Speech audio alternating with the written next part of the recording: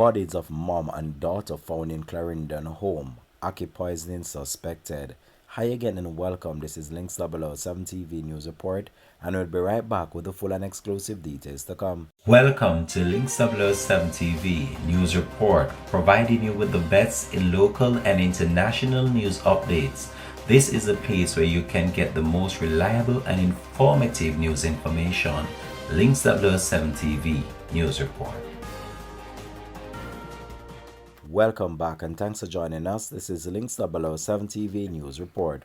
Police investigators in Clarendon are awaiting the post-mortem examination to determine whether a mother and her daughter died from Ackee poisoning, as it is suspected in Brendan Hill in the parish based on the discovery on Wednesday.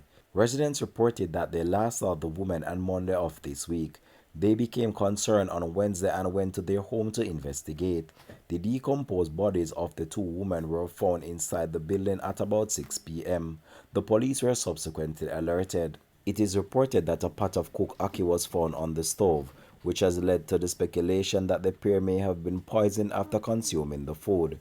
Samples of the ackee have been taken for testing. Links 007 TV will continue to track this story and have more details to come on this in a subsequent newscast. This has been Links 007 TV News Report. Thanks for watching.